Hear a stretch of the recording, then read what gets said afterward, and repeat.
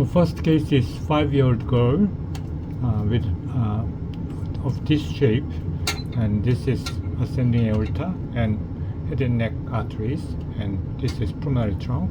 Here's right atrium, this is right ventricle, and this is left ventricle and left atrium. If you look inside of the right ventricle wall is hypertrophied, and here's the patch. And we can see here the large VSD with mitral valve, tricuspid valve, and aortic valve and pulmonary valve. All valves are seen in this view. Here's the aorta, this is pulmonary trunk. And the VSD margin is roughened because of the excision of myocardium at the subpulmonary area, and also there is a hemorrhagic lesion in the myocardium and in this site.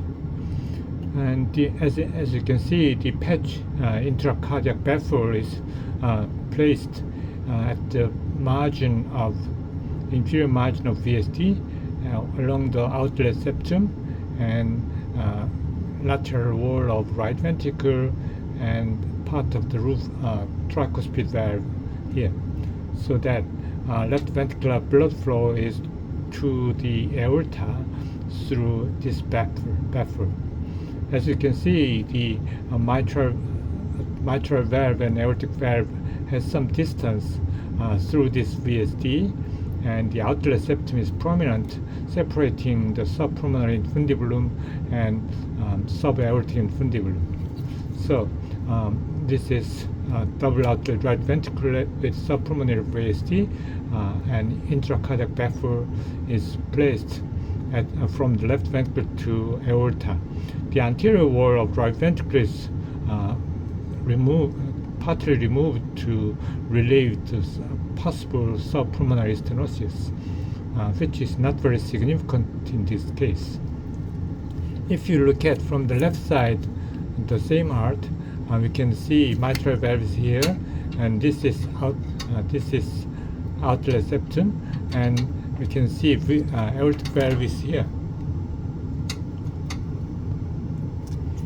So aortic valve and pulmonary mitral valve is looks closer from this view, and the margin of the outlet septum and lower border of VSD and lateral wall of right ventricle and tricuspid valve is a place to place the intracardiac baffle to make left ventricle flow to the aorta.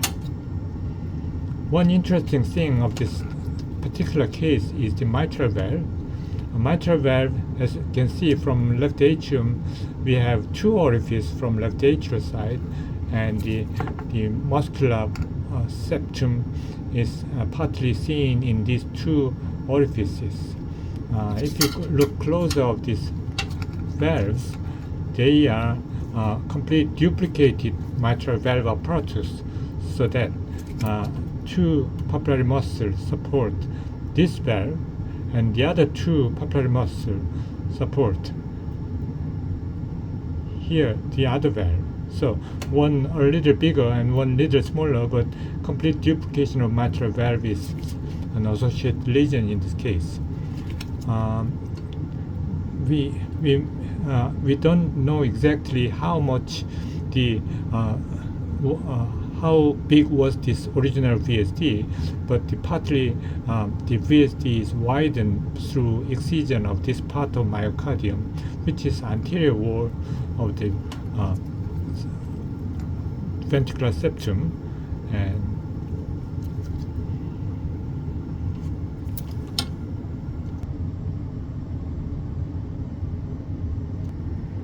this is 2-year 4-month-old boy with successful operative correction of double outlet right ventricle with subaortic VSD.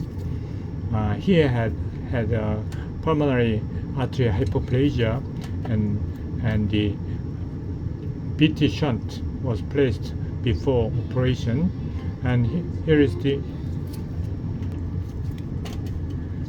Here is the site of BT shunt from brachiocephalic trunk on the right side, connected to right pulmonary artery here. So there was a shunt from here to here. So pulmonary artery has grown very nice, in nice shape, and now it is time to operate the patient. So there is a cardiomegaly due to heart failure. The reason I will show you later on. This is right atrium, right ventricle. This is left ventricle, and there is a Rastelli shunt from right ventricle to pulmonary artery, and this is ascending aorta. If you look inside of the right ventricle, we can see the baffle closed to make a right ventricle from left ventricle to ascending aorta. The suture, the baffle is well endothelialized, and the suture is not easily seen from this side. Here is the Rastelli conduit from right ventricle to pulmonary artery with pulmonary valves. From the left ventricle, we can see mitral valve. It looks a little smaller because the left ventricle is dilated. This is VSD. Through this VSD, the intracardiac baffle was placed so that left ventricle flow to ascending aorta in here. We can see the myocardium of left ventricle is thin and fibrotic, particularly at the inferior part of the left ventricle. There was a ischemic condition of territory of right coronary artery, the inferior wall of left ventricle.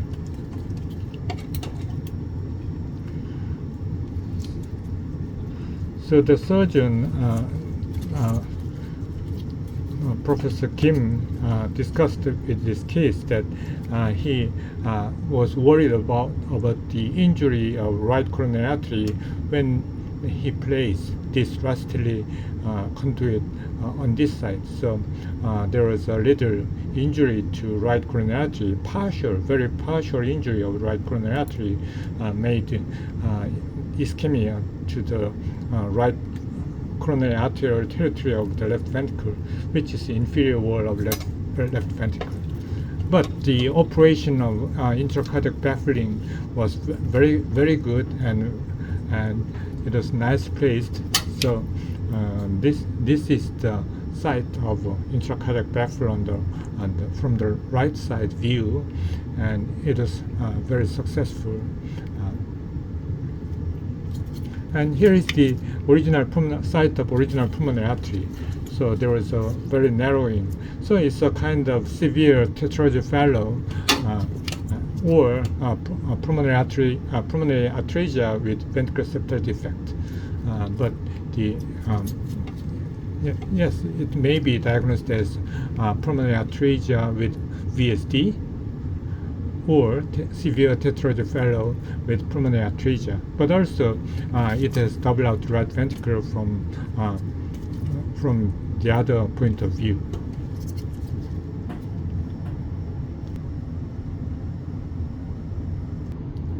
This is 2-year-old boy with DORV with subaortic VSD again.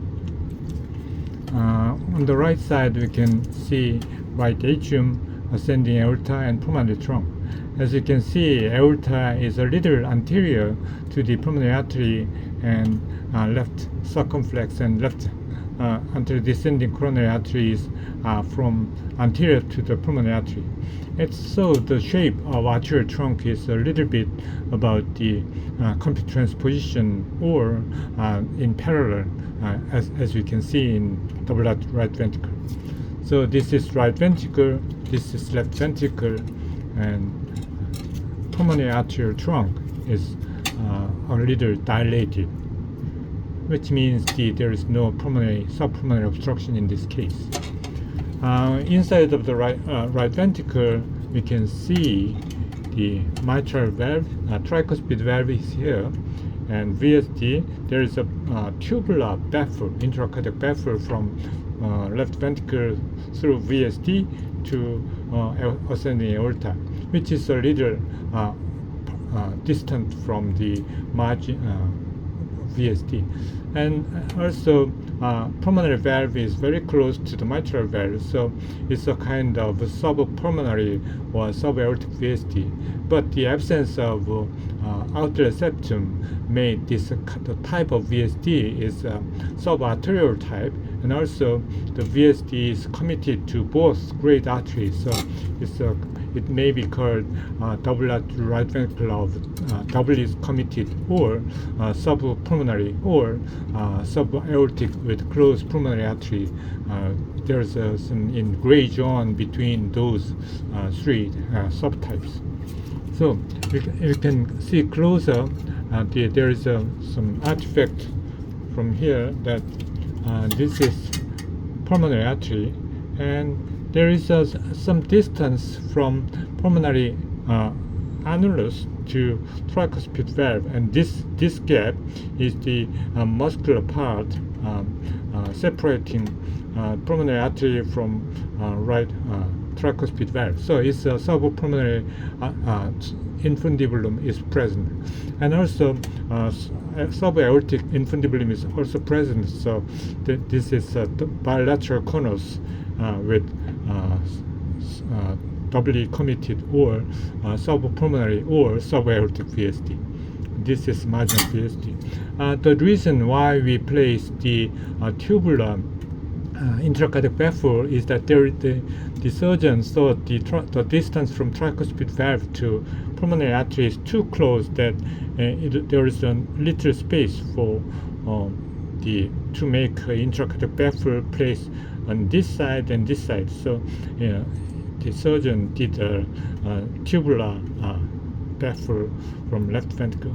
Of course, it doesn't grow at all, so we need to make another surgery when the patient is grown. From the left ventricle, we can see the left ventricle outflow is the VSD is the only outlet, and there is no arterial trunk from mitral valve to arterial fibrous continuity. So usually the shape is the anterior part is more like this, so that the mitral valve has continuity to aortic valve in normal heart and pulmonary artery in transposed heart. So from left ventricle, we can see the shape of usual shape of double outlet VSD seen from left ventricle, which has the VSD is the only outlet in this case.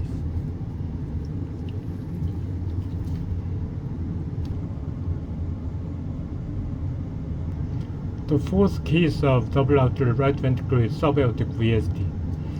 This is 11-month-old boy with right atrium here and right ventricle, left ventricle, and ascending aorta is on the right side, and pulmonary trunk is a little left back from the ascending aorta. So, but it looks the pulmonary artery is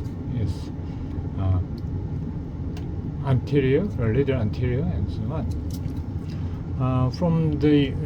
I'll show this from the left ventricular view first. We can see from left ventricle that the shape of VSD seen from left ventricle is the same, exactly the same as the previous case, but from the right ventricle we can see right ventricular outflow the pulmonary valve here, and there's a patch cardiac baffle separating left ventricular outflow to the aorta from the right ventricle. And there is tricuspid valve. And also we can see the anterior wall thinning, that the anterior wall of right ventricle was fibrosed and healed after after surgery. So the patient was well alive for a while, but sepsis complicated and died of the infection. But if you look at the right ventricle shape, you can see a little different from the usual case. I'll show the reason. So we don't have space subpulmonary above the anterior mitral leaflet of the tricuspid valve.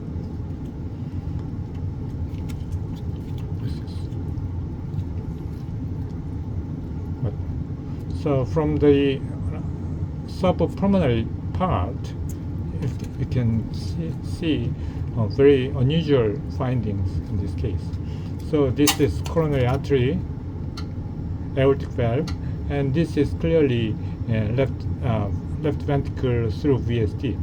But the patch does not cover this part, but it is covering the all of the outlet part. So the intracardiac baffle is placed, has to be placed about here, and the space between right ventricle, should be a part of right ventricular space, which is subpulmonary zone.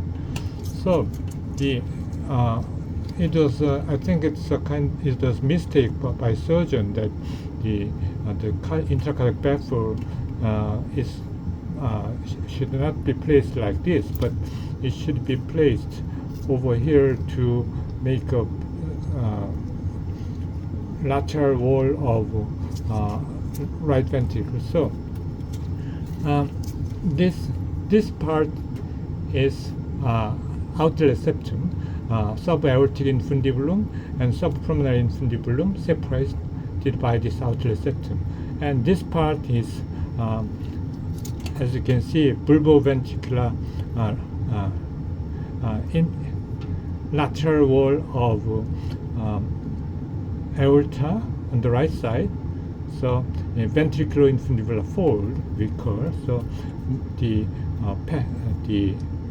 cardiac baffle should be placed in the ventriculo-infundibular fold rather than this inflow part and outlet part of right ventricle has to be placed underneath the subpulmonary area. So subpulmonary area should cover like this, but it covers subpulmonary right ventricle only here, and this part become part of subaortic infundibulum, new space in this case.